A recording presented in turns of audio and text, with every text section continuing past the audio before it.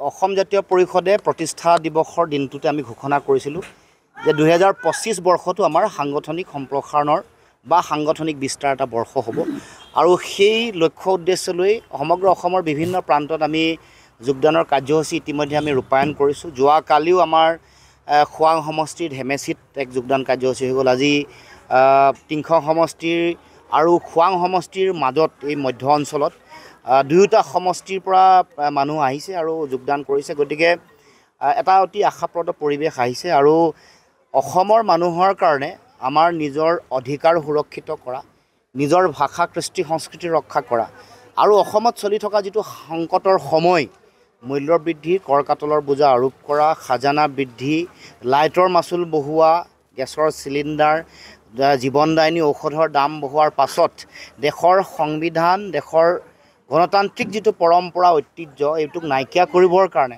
আমাৰ মাটি ভেটি বিক্ৰী কৰিবৰ কাৰণে বিজেপিয়ে যি ৰাজনৈতিক এটা পৰিৱেশ গঢ়ি তুলিছে, এই ভয়াৱহ ৰাজনৈতিক পৰিৱেশক নিশেষ কৰিবলৈ, ইয়াৰ প্ৰতিৰোধী সংগ্ৰাম গঢ়ি তুলিবলৈ হ'লে অসমৰ জনগণৰ হাতত থকা একমাত্ৰ বিকল্পটোৱে হ'ল জাতীয়তাবাদী ৰাজনৈতিক আদৰ্শ।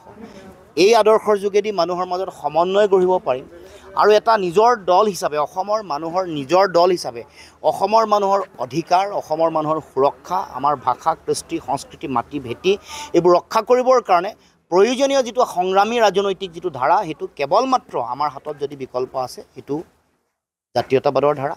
গতিকে সেই ধাৰাক আমি অধিক শক্তিশালী, অধিক ত্বৰান্বিত কৰিবৰ কাৰণে গাঁৱে ভূঞে মানুহৰ মাজলৈ সম্প্ৰসাৰণ কৰিবলৈ চেষ্টা কৰিছোঁ। সকলো স্তৰৰ মানুহে গ্ৰহণ কৰিছে। ইতিমধ্যে বিভিন্ন ব্যক্তি, হিন্দীভাষী মানুহ, বাংলাভাষী মানুহ, তেখেতসকলো দলৰ নীতি আদৰ্শৰ প্ৰতি আকৰ্ষিত হৈ তেওঁলোকে যোগদান কৰিছে। গোৰ্খা ৰাইজ তেখেতসকলো আহিছে।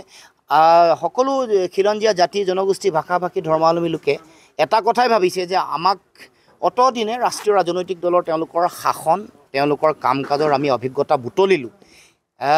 আঞ্চলিক ৰাজনৈতিক শক্তিসমূহ আগতে যিবোৰ আছিলে তেওঁলোকৰো বিশ্বাসঘাতকতা প্ৰতাৰণা কৰিলে, তাৰো পৰিৱেশ দেখিলোঁ। কিন্তু আমাৰ আহি থাকিব লগা দিনসমূহত আমাৰ নতুন প্ৰজন্ম বা ভৱিষ্যত প্ৰজন্মৰ কাৰণে এক জাতীয়তাবাদী ৰাজনৈতিক শক্তিৰ পুনৰুত্থানৰ প্ৰয়োজনীয়তা আছে। সেইকাৰণে অবিশ্বাস, বিশ্বাসঘাতকতাৰ পৰিৱেশ নাইকিয়া কৰি নতুন ধৰণে, নতুন উদ্যমেৰে, নতুন শক্তিৰে, নতুন লক্ষ্য আৰু উদ্দেশ্যৰে আৰু আগৰ যিটো ধাৰা, আগৰ কেৱল আৱেগিক ধাৰাক সামৰি আৱেগ আৰু আমাৰ সংগঠন মানে কেডাৰবেছ ৰাজনৈতিক এটা পৰিৱেশ গঢ়ি তুলিবৰ কাৰণে সকলোৱে ইতিমধ্যে সংকল্পবদ্ধ হৈছে। তাৰে প্ৰতিফলন টিংখং সমষ্টিৰ ডুমৰ দলঙৰ আজিৰ এই যোগদানৰ কাৰ্যসূচী। জিকিবলৈ বহুত ভোট লাগে, 60,000, 70,000, 85,000, হৰুৱাবলৈ 5,000, 3,000, 10,000, 15,000।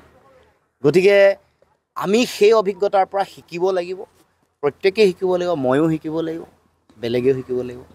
গতিকে দিল্লী নিৰ্বাচনৰ ফলাফল, হাৰিয়ানাৰ নিৰ্বাচনৰ ফলাফল, মধ্যপ্ৰদেশৰ ফলাফল, মহাৰাষ্ট্ৰৰ ফলাফল, দেশৰ বিভিন্ন নিৰ্বাচনী যিসকল বিশ্লেষক আছে তেওঁলোকৰ কথা বতৰা, আগতে বিজেপিত থাকি বিজেপিৰ নীতিৰ বিৰোধিতা কৰি ওলাই অহা সত্যপাল মালিকৰ যিবোৰ কথা যে 1-to-1 ফাইট হ'ব লাগিব দেশত 360টা চিটত, এইটো লোকসভাত কৈছিলে। তাৰমানে সেইটো এটা দেশৰ যিটো নিৰ্বাচনৰ যিটো মৌড, সেইটো হৈ গ'ল এটা বাইপলাৰ মোড অফ ইলেকশ্যন, সেইধৰণে চলি আছে। তাত আমি পোল ডিভিজন যদি অপজিশ্যন ফ্ৰণ্টত হয়, বিৰোধী শিবিৰত যদি হয় মেৰুৰ বিভাজন, তেতিয়াহ'লে কোনে সুবিধা পাব, কাক বাট মুকলি কৰি দিম? আমি যদি সকলোৱে ভাবোঁ যে আমি বিজেপিক পৰাভূত কৰিব লাগে, তেওঁলোকক উৎখাত কৰিব লাগে, আমাৰ হাতত কি বিকল্প আছে? বিকল্পৰ প্ৰাথমিক চৰ্তটো কি? ঐক্যবদ্ধতা। গতিকে মই বিশেষ একো নকওঁ কোনে কি কৈছে, কিন্তু মই যিটো বাস্তৱ পৰিস্থিতি অনুধাৱন কৰিছোঁ, ৰাজনৈতিক বাস্তৱ পৰিস্থিতি অনুধাৱন কৰি অতীতৰ ইতিহাস গৰকি যি অভিজ্ঞতা বুটলিছোঁ, তাৰ পৰা মই ভাবোঁ যে তাৰ পৰা আমি প্ৰত্যেকে, মই নিজে অভিজ্ঞতা বুটলিছোঁ, প্ৰত্যেকে অভিজ্ঞতা বুটলিছোঁ। আপুনি বিচৰা বাতৰি পাব কেৱল নিউজ 18 এপত।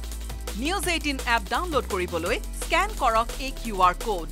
গুগল প্লে ষ্টৰতো পাব এই নিউজ 18 এপ।